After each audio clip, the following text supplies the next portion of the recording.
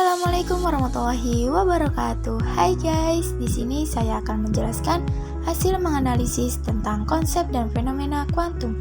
Sebelumnya, perkenalkan, nama saya Siti Halimursadia dari kelas 12 IPA 2 di SMA Negeri 1 Sukakarya. Langsung saja kita ke materinya. Sebelumnya kita perlu tahu apa saja yang ada di dalam konsep dan fenomena kuantum.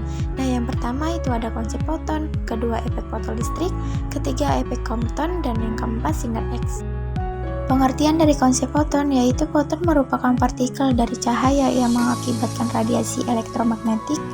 Partikel foton tidak memiliki massa seperti elektron sehingga dapat merambat dengan kecepatan cahaya termasuk dalam ruang hampa.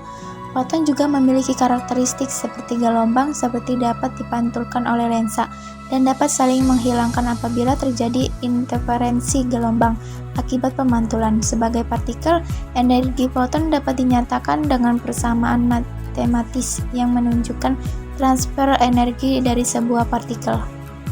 Menurut teori foton cahaya, sifat-sifat foton dapat diringkas sebagai berikut. Setiap foton memiliki momentum. Foton bersifat netral secara listrik dan tidak dibelokkan oleh medan listrik dan magnet. Foton dapat dimusnahkan atau diciptakan ketika radiasi diserap atau dipancarkan. Momentum total dan energi total kekal dalam tumbukan foton partikel.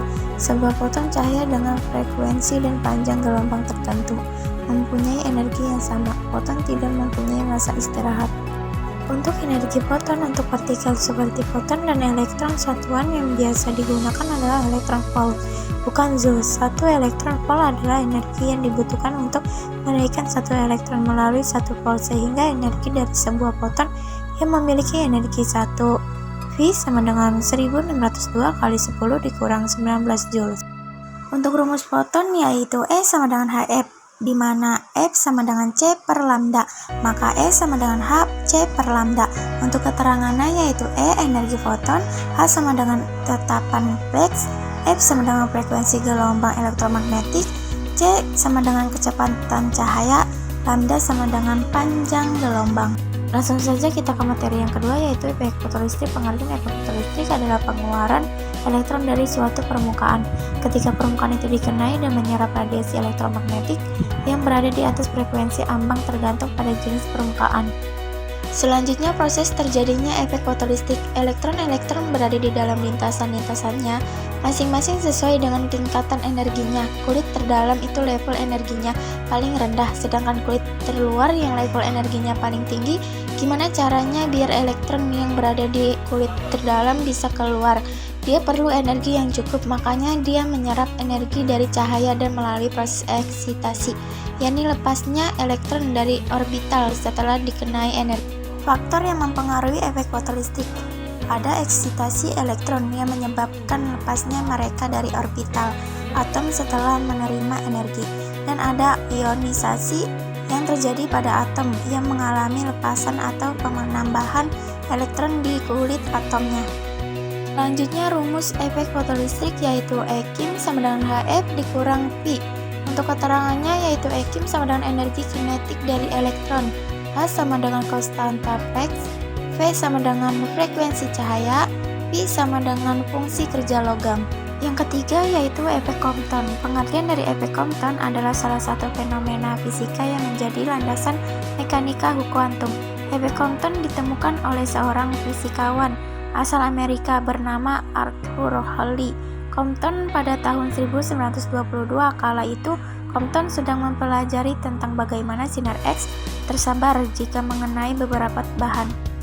Untuk rumus efek Compton yaitu lambda F dikurang lambda I sama dengan delta lambda sama dengan H ME dikali C 1 dikurang cos theta, dengan keterangan lambda F sama dengan panjang gelombang hamburan foton, lambda I panjang gelombang awal foton, H konstanta Planck, ME massa elektron, C kecepatan radiasi elektromagnetik. Panjang gelombang Compton adalah nilai perbandingan konstanta Planck dengan energinya H atau ME dikali C, sehingga panjang gelombang Compton memiliki nilai 2,426 dikali 10 dikurang 12. Materi yang terakhir yaitu sinar X. Pengertian dari sinar X adalah salah bentuk radiasi elektromagnetik seperti cahaya tampak dan gelombang radio karena sinar X memiliki energi yang lebih tinggi daripada cahaya tampak, maka sinar X dapat menembus tubuh manusia. Pertama kali sinar X ini digunakan untuk fotografi oleh Wilhelm Röntgen tahun 1895.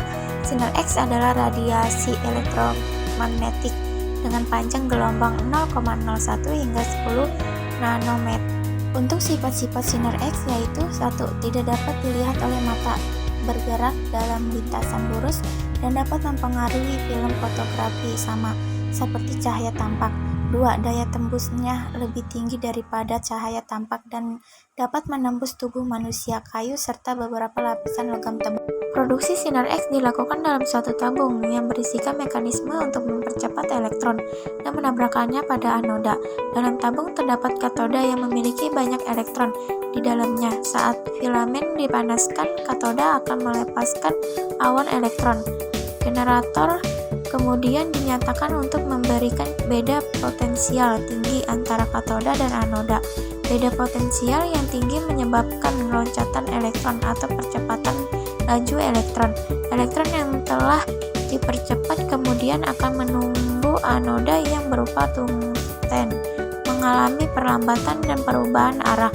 Tumbuhan tersebut mengubah energi kinetik elektron dan mengubahnya menjadi panas. Juga sinar X dalam ruang vakum, kecepatan sinar X dengan kecepatan cahaya yaitu 3,10,8 meter per sekon. Bahaya sinar X dilansirkan dari US Food and Drug Administration. Paparan sinar X pada tubuh dapat menyebabkan kulit memerah, rambut rontok, katarak pada mata, bahkan mengembangkan kanker dan tumor dalam jangka waktu panjang. Sehingga penggunaan sinar X harus melalui dosis radiasi yang sesuai dengan tujuan penggunaannya agar manfaatnya didapat dengan resiko yang minimal. Segitu saja materi dari saya, kurang lebihnya mohon maaf. Wassalamualaikum warahmatullahi wabarakatuh.